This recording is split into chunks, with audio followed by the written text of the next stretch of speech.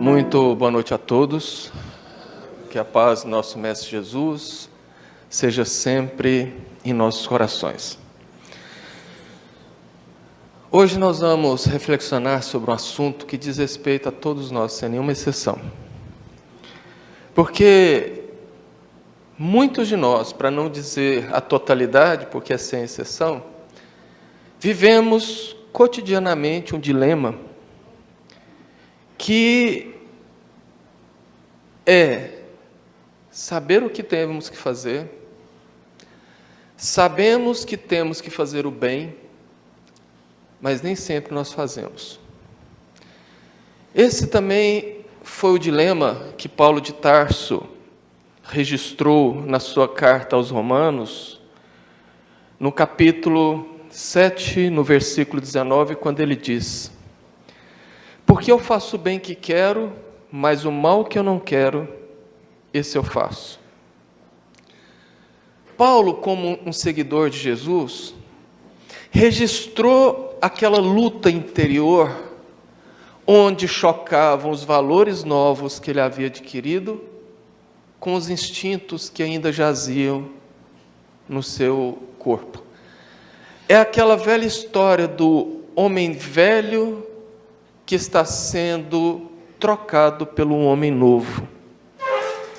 A rigor, o que Paulo vivenciou são os conflitos de todos nós, que cristãos conhecemos o Evangelho, sabemos o que nós temos que fazer, mas de vez em quando damos uma escorregadela nos prazeres que o mundo nos oferece.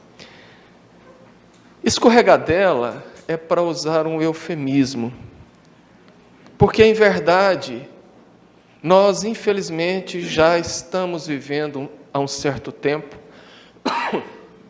o momento que foi preconizado por Jesus no seu sermão profético e que Mateus anotou no capítulo 24, no seu versículo 12.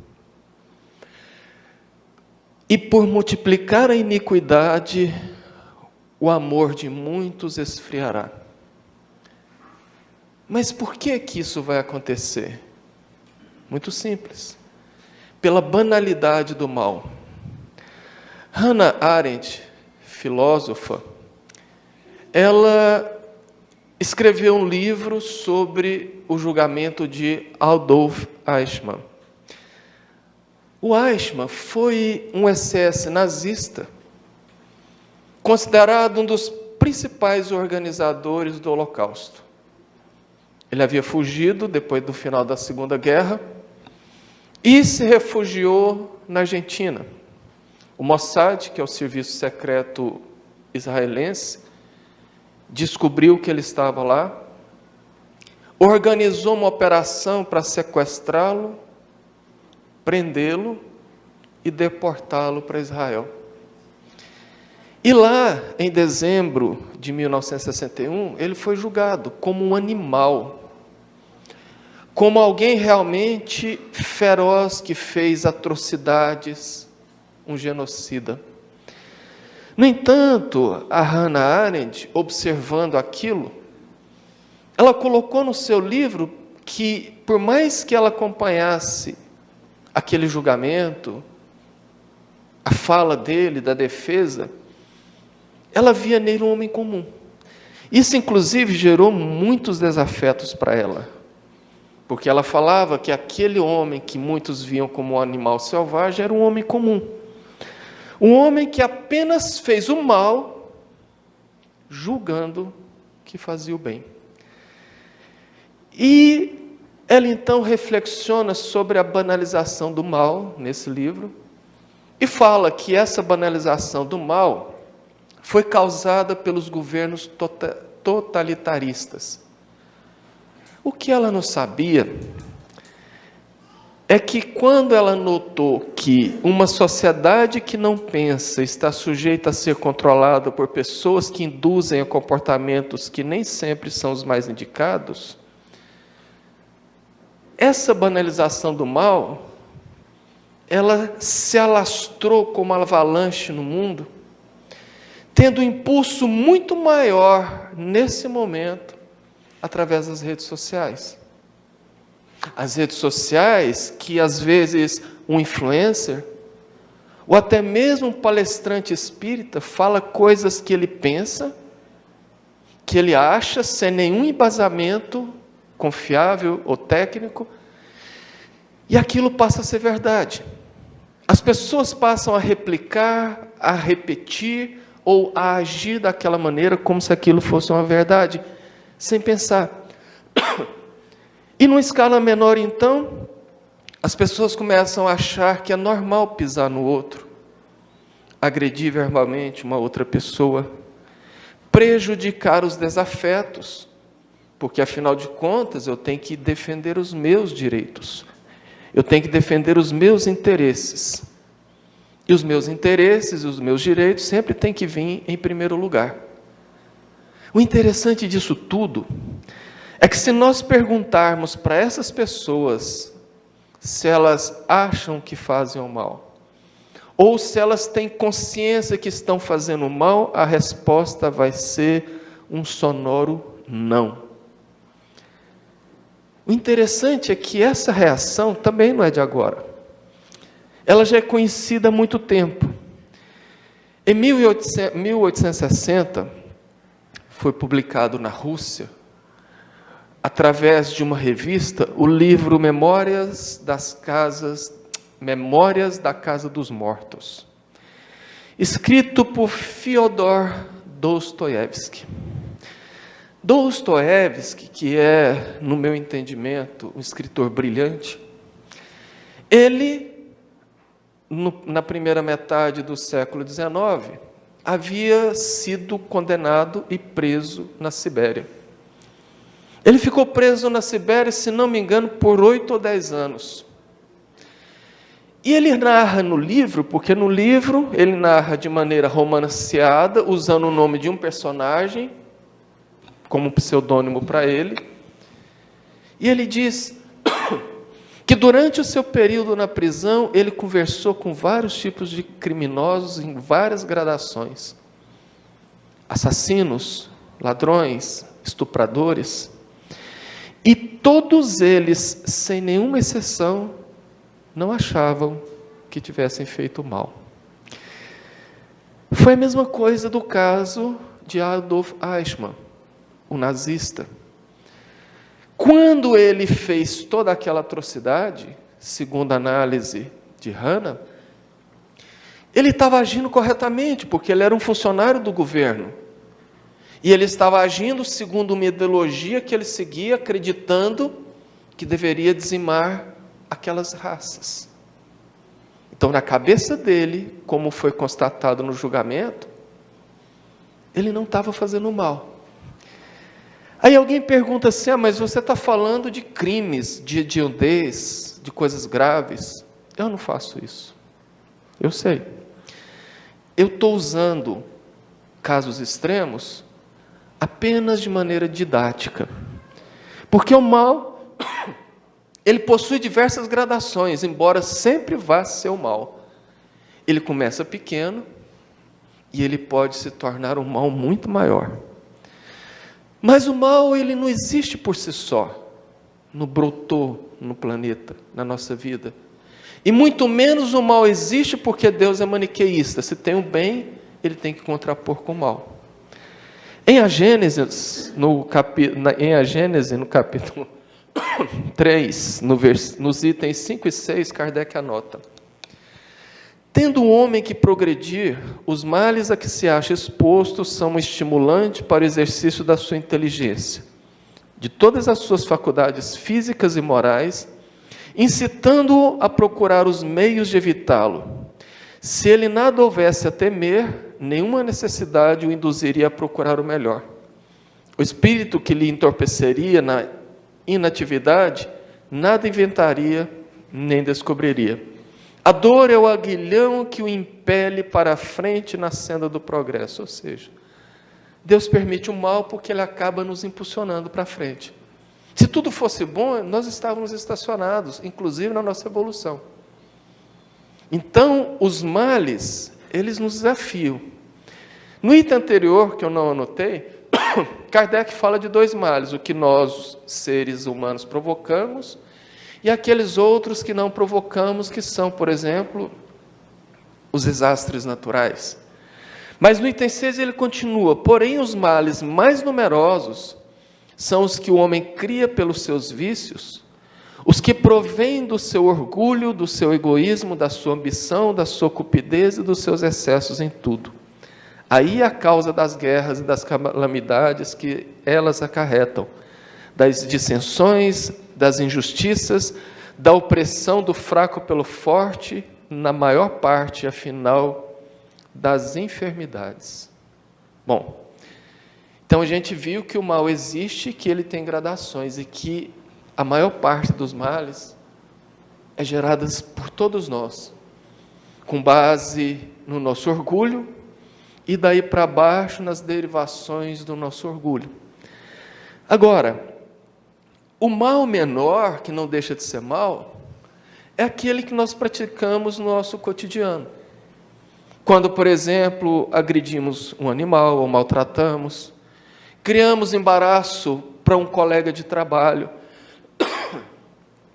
ou quando nós xingamos alguém, ou quando nós repassamos aquela notícia falsa que nos chegou através das redes sociais, mesmo sabendo que aquilo não é real, ou às vezes sabendo que pode não ser verdade, mas a gente passa a si mesmo. É desse mal que Paulo falava, porque Paulo já estava no estágio de compreensão da lei de Deus, que já não permitia ele praticar algum crime. Inclusive, olha que interessante, quando Paulo mandou apedrejar Estevão, ele não achou que estava fazendo mal, pelo contrário, ele achou que estava fazendo justiça à lei mosaica. Ele era um doutor da lei. Quando ele foi atrás do sapateiro Ananias, que foi a que havia convertido a sua ex-noiva Abigail ao cristianismo, e ele foi até Damasco para poder matá-lo, ele não achava que ia fazer o mal. Ele estava indo fazer um grande bem para o Império Romano. Então ele já não estava mais nesse estágio, ele estava naquele estágio dos males pequenos cotidianos. De uma resposta atravessada, de uma agressão verbal, de um empurrão quando alguém pisa no nosso pé, no lugar bastante cheio. Mas é isso que banaliza o mal. Porque nós vamos fazendo pequenos males, que eles tornam tão cotidianos, tão naturais, tão normais, que são banalizados. E daí para o mal maior é apenas uma questão de tempo. Então vamos começar a palestra, senão vai dar tempo de terminar. Até agora foi uma introdução.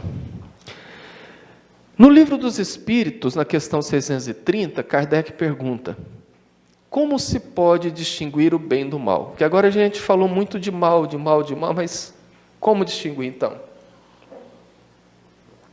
Porque às vezes eu fazia algumas coisinhas e eu não achava que é tão mal, agora eu estou começando a ver que é. Os Espíritos respondem: o bem é tudo que é conforme a lei de Deus, e o mal é tudo que lhe é contrário. Assim, fazer o bem é proceder de acordo com a lei de Deus, e fazer o mal é infringi-la. Simples assim. Aqui tem, portanto, um importante ponto para a gente observar, que segundo os Espíritos, quem pratica o mal responde à lei segundo o seu entendimento. A lei não é reta para todo mundo. Um índio, por exemplo, quando pratica algum mal, perante a lei de causa e efeito, ele não vai ter a mesma responsabilidade do que quando um de nós espíritas, por exemplo, que conhecemos a lei divina, praticamos o mesmo mal.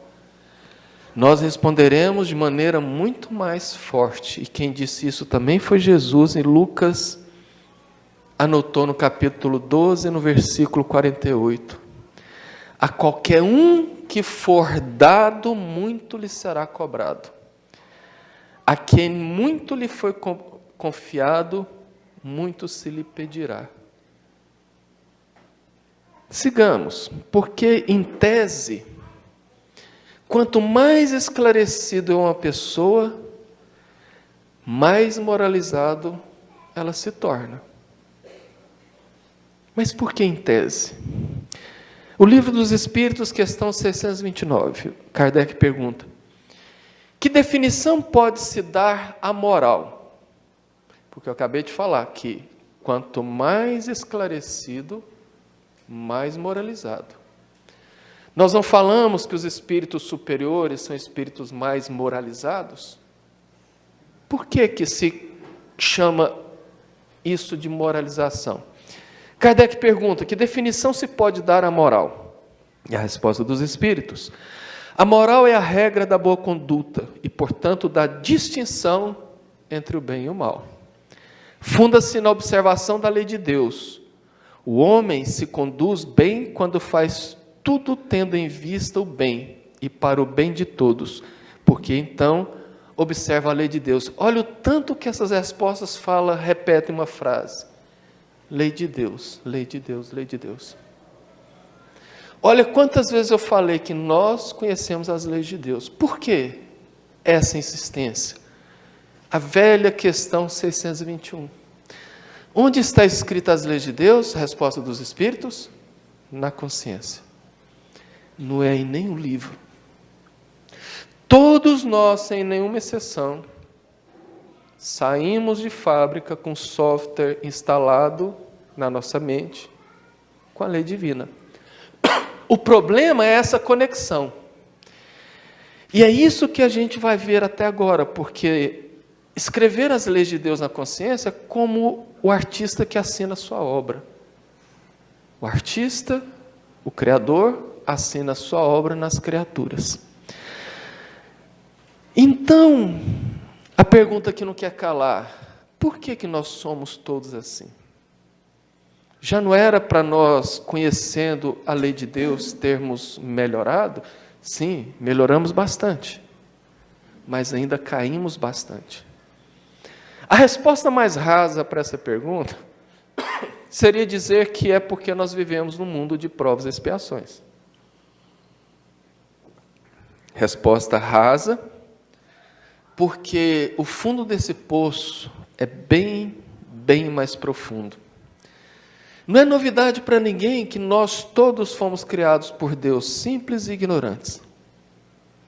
E a partir daí nós galgamos os reinos do mundo em uma construção que se iniciou há milênios atrás.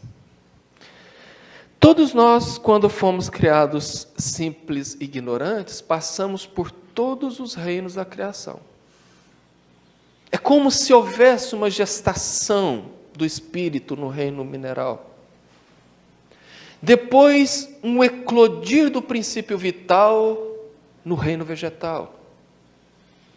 Até ser dado à luz do espírito em estágio inicial no reino animal. E quando se conquista a razão e o pensamento, entramos no reino nominal que estamos hoje. Então essa gradação, ela não é de forma gratuita e nem por capricho de Deus. Essa gradação, ela tem essa necessidade porque é uma construção milenar, onde nós trocamos, experimentamos a vivência material e também a vivência espiritual. Quanto mais imperfeitos, ou melhor, nas fases iniciais dessa evolução, nós vivemos muito mais no plano material do que no plano espiritual. No entanto, durante as reencarnações, porque sim, um inseto reencarna, um gato reencarna, um golfinho reencarna, assim como todos nós reencarnamos. Durante as reencarnações, são necessárias para cada condição de espécie um corpo que funciona. Porque é o corpo que é o melhor e o maior veículo da nossa evolução enquanto encarnados.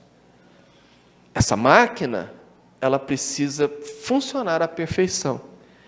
E é por isso que ela é construída aos poucos. O problema, que não é problema, é que enquanto o espírito evolui, os corpos que ele habita também evoluem. Porque vai se tendo o conhecimento e aquilo exige mais estruturas. No entanto, essa evolução ela não se perde. Toda ela fica registrada. E ela vai sendo registrada à medida que nós evoluímos, como, por exemplo, quem faz trilha de bike sabe o que eu estou dizendo. Eu vou numa trilha nova, no meio do mato que eu não conheço, aí de 40 quilômetros. Então eu coloco meu GPS para ir marcando os pontos, criando aquele caminho para que no outro dia, se eu quiser, eu possa voltar lá e acompanhar. É por isso que nós vamos armazenando tudo, porque vai criando um histórico. E vai assim até o momento em que o espírito não precisa mais do corpo físico para reencarnar. Agora veja bem, nós não estamos falando de memórias, de lembranças. Nós estamos falando de experiências, o que é um pouco diferente. E tudo, absolutamente tudo que vivenciamos no passado, serviu para construir quem nós somos hoje em relação a espíritos. Porque está tudo, de certa forma, armazenado no nosso inconsciente. Quando Carl Gustav Jung falava do inconsciente coletivo, que segundo ele são fatos que vão sendo passados de pessoa para pessoa, de geração para geração, como se fosse um caminho genético, o que Carl Gustav Jung, que tinha muita simpatia pela doutrina, estudou a mediunidade, estudou a obsessão, não sabia, é que quando eu guardo essas lembranças, estando hoje como Carvalho, é porque eu posso ter sido o Paulo há 2000 anos atrás. Como eu posso também ter sido o Gustavo há mais de 3.000 anos.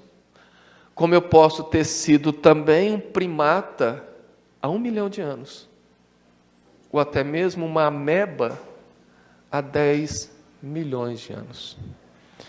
O que Jung não sabia é que, além desse inconsciente coletivo, que fica arquivado na nossa memória espiritual, na nossa mente, nós também registramos a memória da construção física.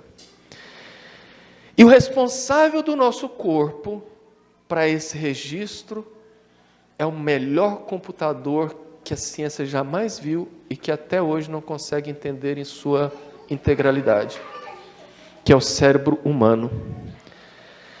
No entanto, avanços já consideráveis foram feitos no estudo do cérebro, onde já foram descortinadas muitas informações sobre o nosso funcionamento.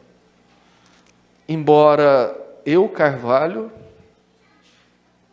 suponho que numa escala de 0 a 10, a ciência conhece o grau 2,5 do cérebro.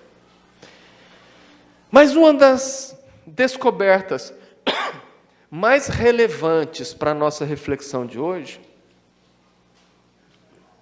aconteceu na década de 1970.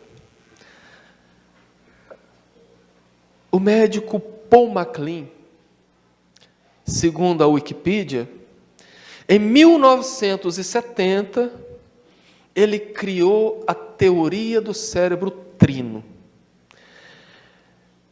E essa teoria foi lançada em 1990 com o título The Trine Brain in Evolution, ou na tradução livre, o cérebro trino em evolução. O que MacLean fala é que nós, humanos, e como humanos também primatas, temos o cérebro dividido em 3 unidades.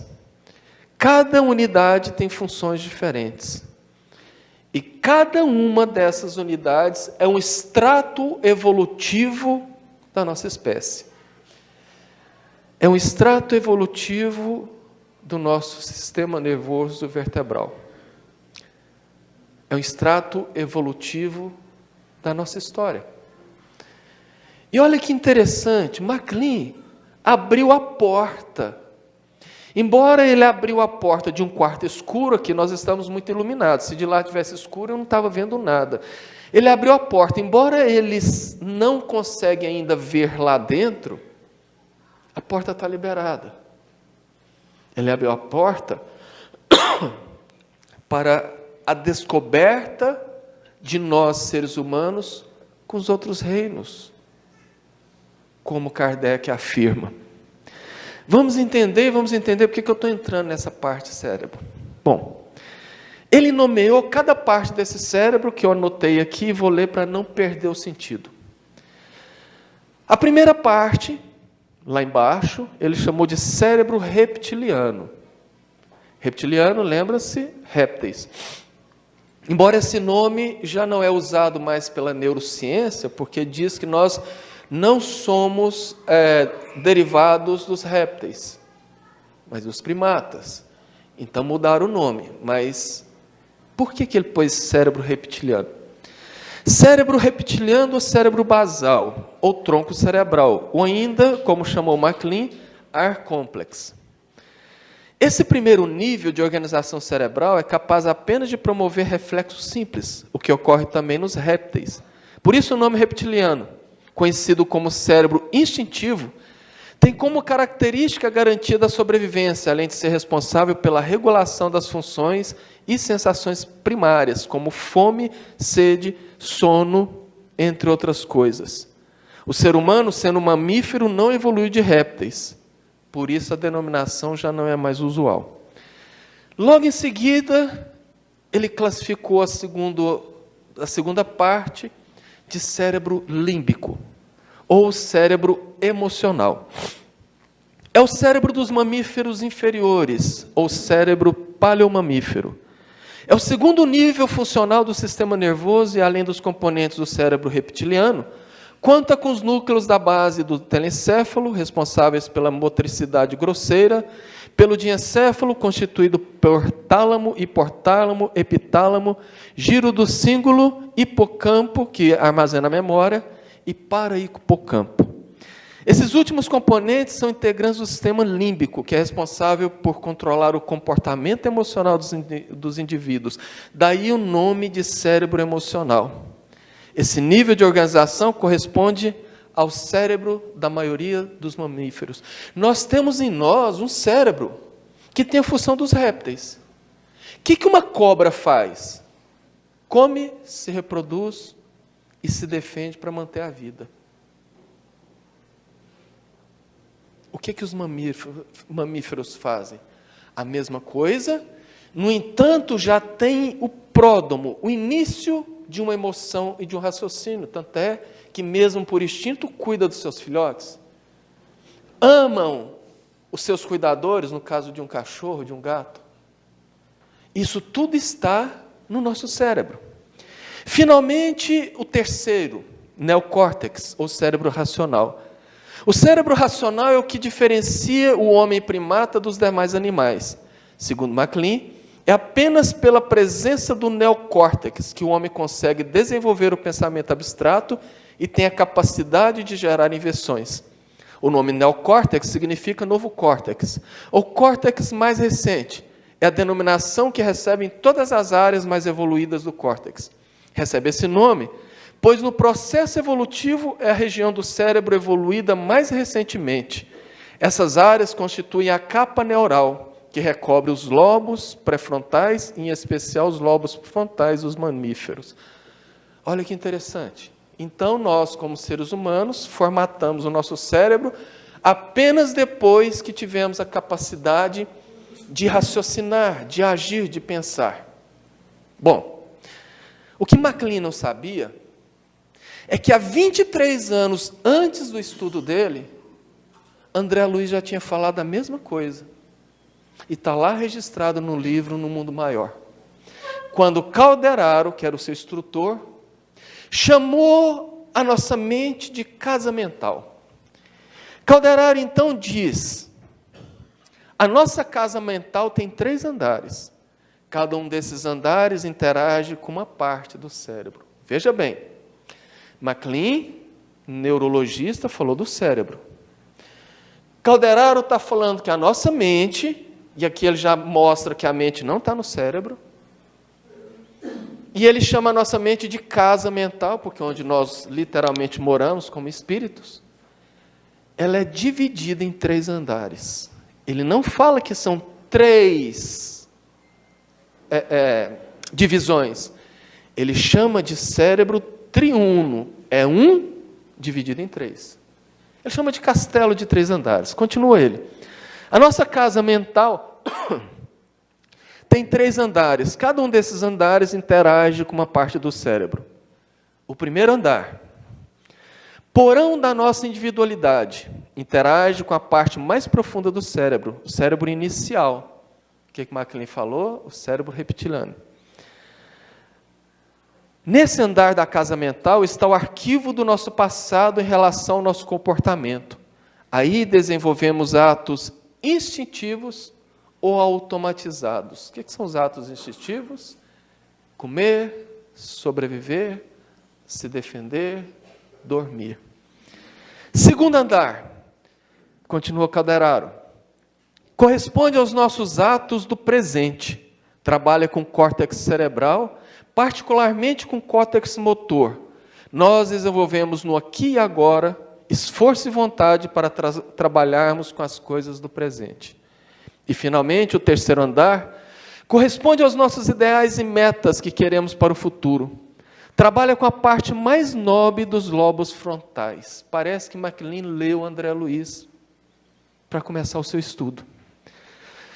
Para que a gente comece a entender, nós temos o cérebro primitivo, o primeiro andar da nossa casa mental, o intermediário. O primeiro andar faz referência ao nosso passado, à nossa evolução.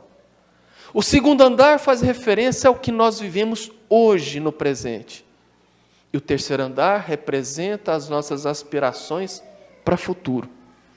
Segundo o doutor Sérgio Lopes, que junto com a doutora Irvênia Prado e com o doutor Iandoli Júnior, estudando o capítulo 3 e 4 do Mundo Maior, sob sugestão da doutora Marlene Nobre, escreveu um livrozinho assim, de 600 páginas, que eu indico, que é muito interessante, O Cérebro Triuno. Um livro feito em cima do estudo médico de 2 capítulos desse livro. O doutor Sérgio Lopes diz, brilhantemente, que nós podemos relacionar as leis morais em cada um desses andares da casa mental. E ele anota no livro. No primeiro andar, a lei de conservação, a lei de reprodução e a lei de destruição. Porque quando nós estávamos homens primitivos, a gente só vivia para quê? Para se defender, para comer, para reproduzir e para manter a espécie. Segundo andar, lei de sociedade, ou seja, a nossa vivência atual. Lei de trabalho, lei de progresso, lei de igualdade e lei de liberdade. E no terceiro andar, lei de adoração e uma lei que parece 3, mas é uma só, lei de justiça, amor e caridade. É importante entendermos que o nosso terceiro andar ainda está em construção. O doutor Décio Iandoli ainda brinca, é como se fosse um puxadinho, que a gente vai lá de vez em quando.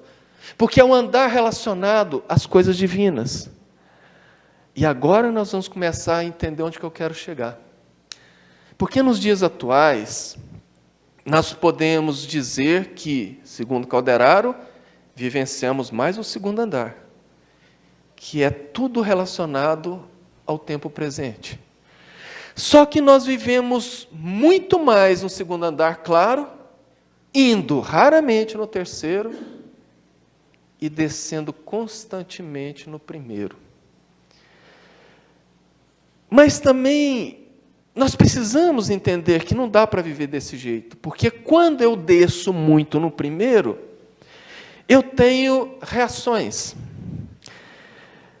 Porque nós temos que seguir degrau a degrau. E Calderaro fala que o livre trânsito entre os 3 degraus entre os 3 andares, ele é necessário para a nossa saúde.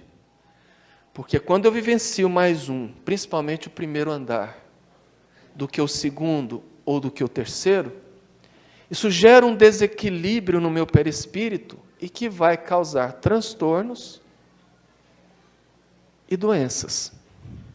Bom, é como um motorista que compra um carro e só anda de segunda marcha. De vez em quando ele traz para a primeira dando um tranco e bota a segunda e anda toda a velocidade. Uma hora o motor vai estragar. Quando nós não transitamos nas 3 andares, uma hora vai dar problema. Mas qual a importância? Bom, a gente pode observar tranquilamente, e para que entendamos o que eu estou querendo falar, que tipo de pessoa que vive mais no cérebro primitivo, no primeiro andar? É aquela turma do bateu, levou, do não levo desaforo para casa, aquele que xinga, que se vinga, que reage com violência. São pessoas muito ligadas à matéria, ao sexo, à comida. São pessoas que estão vivendo o cérebro instintivo. Estão vivendo muito mais os seus instintos do que a sua razão. Dr. Sérgio ainda fala que existem pessoas, porque esses que eu disse, são pessoas que estagiam no primeiro andar. Existem as pessoas que estão retidas, como se caíssem para o primeiro andar, que são as pessoas com depressão profunda ou com obsessões severas. A pessoa despenca, então, e passa um tempo lá causando uma série de problemas. É por isso que nós temos que trabalhar a nossa existência a fim de viver as leis do segundo andar. Porque essa seria a ferramenta para que nós pudéssemos começar a compreender a necessidade de viver em sociedade, de viver em grupo, em outras palavras mais espíritas, de preocupar com o outro. André Luiz pergunta para Calderaro, como interpretar de maneira simples as 3 regiões da vida cerebral? Calderaro responde, as escolhas do presente têm que ter base nas experiências do passado, visando os ideais do futuro. Não entendi nada, Carvalho, está muito complicada essa parte. Bom, vou explicar. O que seria essa resposta de Calderaro? Por exemplo, se eu sei que eu devo aprender a perdoar, é uma situação que eu tenho que resolver agora no presente. Eu procuro entender que eu preciso perdoar hoje, porque a falta do perdão foi gerada no passado. A falta que gerou essa necessidade foi gerada no passado. Então eu preciso ver as experiências do que foi feito no passado, para eu poder exercitar o perdão agora, vislumbrando um futuro onde eu tenha aprendido a perdoar e com isso tenha quebrado todos os grilhões que me prendem ao inimigo, ou aquele que eu acho como inimigo. E o inverso também é pertinente. Se eu sou uma pessoa que tem um dom, eu entendendo que esse dom não é uma benesse divina, mas sim uma conquista minha feita em outras reencarnações, eu posso trabalhar esse dom em prol das pessoas, em prol de melhorar a vida das pessoas, da sociedade. Eu, Carvalho, sou artista, eu sei desenhar, eu sei pintar, eu sei esculpir. Meu pai fala que a primeira vez que eu desenhei, eu tinha 4 anos, ele estava organizando as mensagens lá, tinha caído um punhado de trem no chão da sala, eu virei uma folha em branco lá e comecei a desenhar um Cristo que tinha num panfleto lá. Isso foi uma dádiva divina? Não, foi uma construção que eu fiz no passado e que eu posso, como estou utilizando ela de certa forma na arquitetura, para melhorar a vida das pessoas. É o exercício que eu aprendi a fazer para poder movimentar nos 3 níveis da nossa casa mental. Agora, essa é a chave dos porquês das nossas atitudes. Alguém percebeu que, ora eu falei cérebro, ora eu falei casa mental? Pois é. Calderaro anota: o cérebro é o órgão sagrado de manifestação da mente, em trânsito da animalidade primitiva para a espiritualidade humana. No cérebro existem receptores eletromagnéticos pelos quais recebemos a influência dos espíritos, fenômeno mediúnico, que é a glândula pineal. Há também no cérebro neurônios que recebem as sensações exteriores e que recolhem a impressão da consciência. Pronto. Já temos aqui o link entre o corpo físico e o espírito. Porque se a mente é inerente ao espírito, não ao cérebro, a nossa consciência está na mente. Lembra da pergunta 621? Onde está escrita as leis de Deus na consciência? O nosso cérebro está apto a captar tudo que a nossa mente envia para o corpo, porque é uma via de mão dupla. E aqui nós temos então o elo.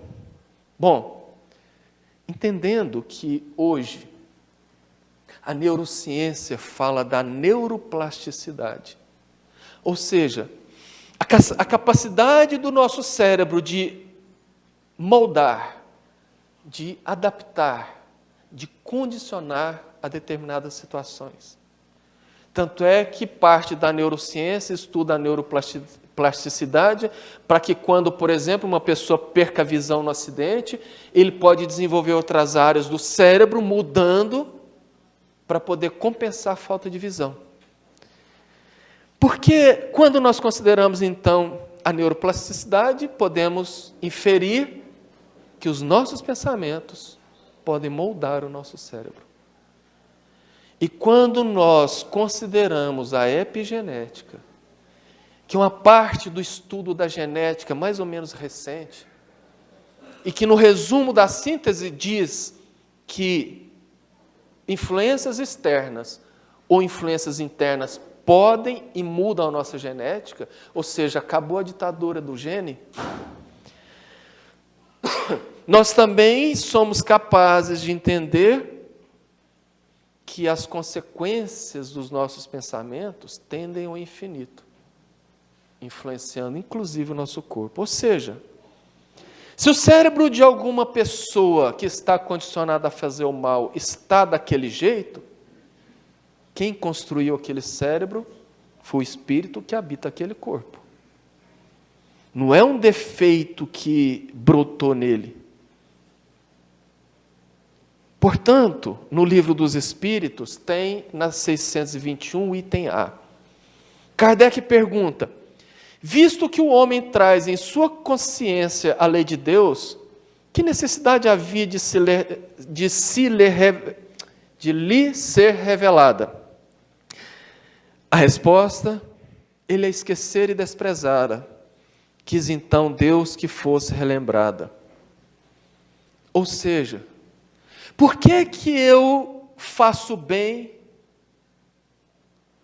Por que eu não faço bem quando eu quero? E por que eu faço mal quando eu não quero? Simples. Porque eu ainda não desenvolvi a minha consciência. Ah, mas eu sou muito consciente. Não. No livro Momentos de Consciência, de Joana de Ângeles, ditada para Divaldo, no capítulo 1 e 6, a benfeitora anota: dessa forma, todos os seres humanos trazem consigo esculpidas na própria consciência as leis divinas. Todavia, embora estejam escritas, nem todos conseguem ler e interpretar essas leis e praticá-las. Para isso é necessário o desenvolvimento do senso moral. Essa conquista é fruto do esforço pessoal, é fruto do estudo, da meditação e dos pensamentos nobres. O despertar da consciência é efeito natural do processo evolutivo, e essa conquista permitirá ao ser avaliar fatores profundos como o bem e o mal, o certo e o errado, o dever e a irresponsabilidade, a honra e a desonra, o nobre e o vulgar, o lícito e o regular, a liberdade e a libertinagem. Essa consciência não é de natureza intelectual. A atividade dos mecanismos cerebrais é força que os impulsiona, porque é nascida nas experiências evolutivas, a exteriorizar-se em forma de ações. Vou até repetir esse parágrafo. Essa consciência não é de natureza intelectual. A atividade dos mecanismos cerebrais, a nossa casa mental nos 3 andares. Encontramos-la em pessoas incultas intelectualmente e ausente em outras portadoras de conhecimentos acadêmicos. Especialistas em problemas respiratórios, por exemplo, que conhecem os danos provocados pelo tabagismo, pelo alcoolismo e por outras drogas, e que, apesar disso, usam eles próprios qualquer um desses flagelos, demonstram que ainda não desenvolveram a consciência plena. Tem conhecimento? Muito. Mas tem consciência do mal?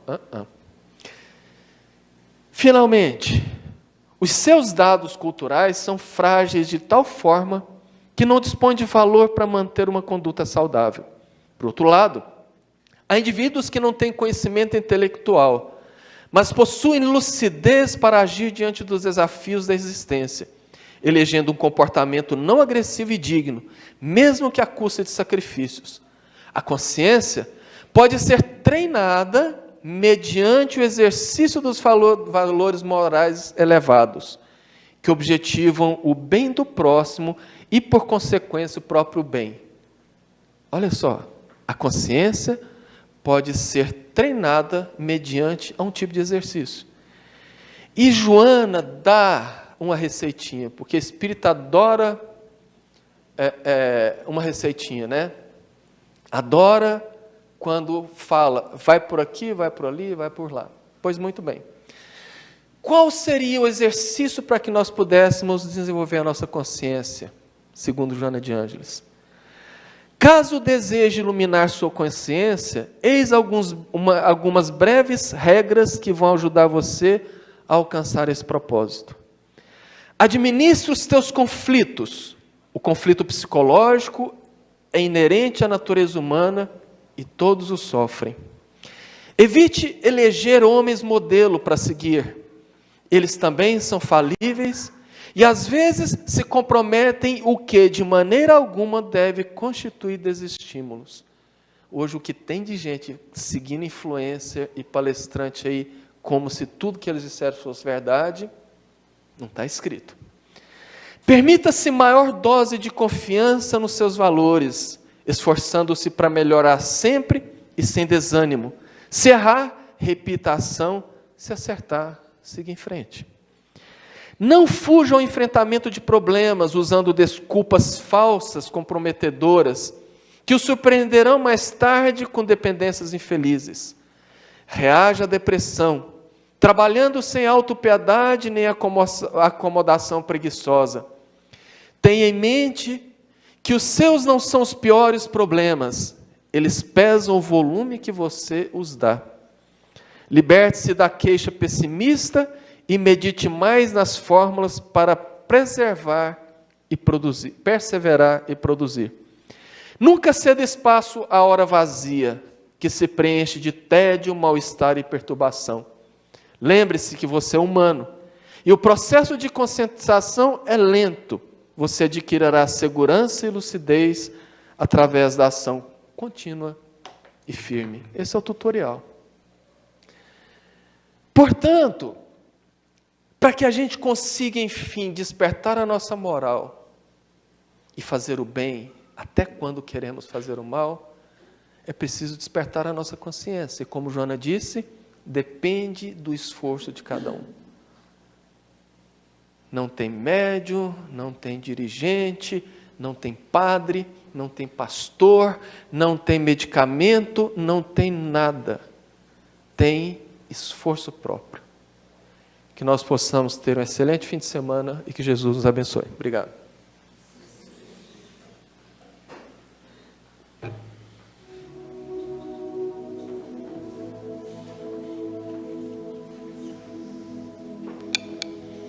Obrigado, Carvalho, pelos grandes ensinamentos O bom do Carvalho é que ele estuda muito, né? Ajuda a gente demais, até incitar a pesquisar mais ainda, né? Na hora que a gente gosta também de estudar bastante.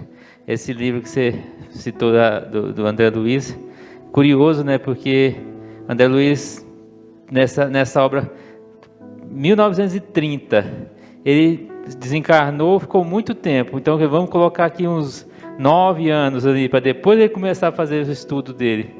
Ou seja, na década de 20. E esse período todo, e nós só fomos descobrir sobre tudo isso aí, como diz, quando começou os computadores, a tecnologia. Ou seja, a gente tinha esse conhecimento há tanto tempo e a gente não tinha condição de entender. É igual ele falou, a evolução é gradativa, né? Ou seja, se você tem que estar preparado para poder receber ela, né? Às vezes a gente recebeu tanta coisa de informação pelo próprio Allan Kardec, né? Tudo que você estuda hoje, e cada vez que a gente estuda Allan Kardec, a gente vê, a Luiz começou a falar sobre o Livro dos Espíritos.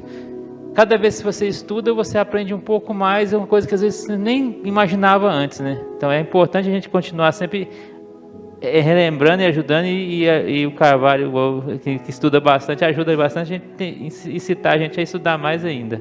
Obrigado, viu, Carvalho? Então, a gente pede aos nossos irmãos que vão estar fazendo a sua desobsessão, que assim que terminarmos o passe,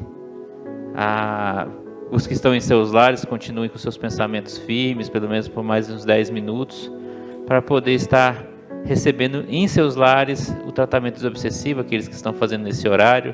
Nossos irmãos, quando terminarmos, também vamos à sala de passe, vocês aguardem aí que vão ser chamados pelas suas senhas.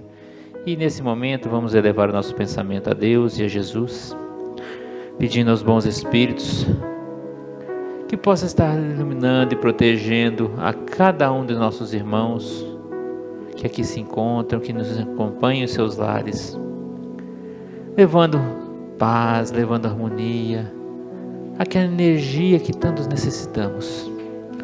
Vamos nesse momento, meus irmãos, entrar em harmonia com o nosso Pai Celestial, sentir a presença dele dentro de cada um.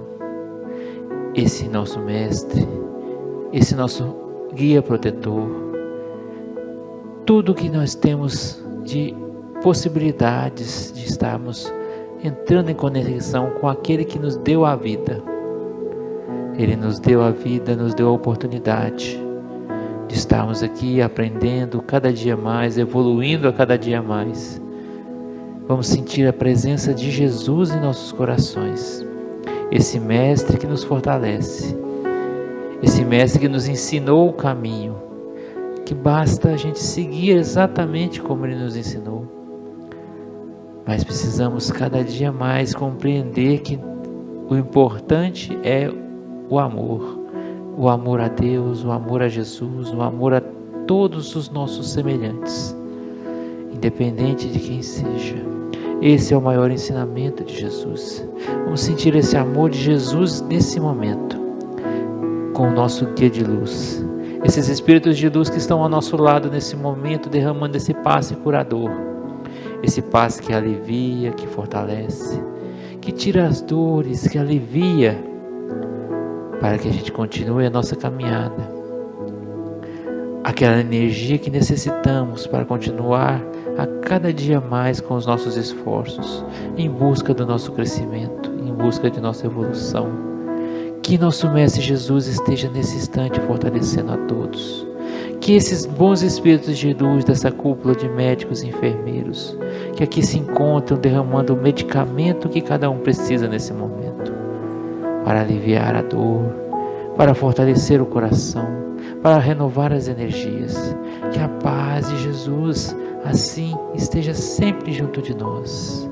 Pai nosso que estais nos céus, santificado seja o vosso nome.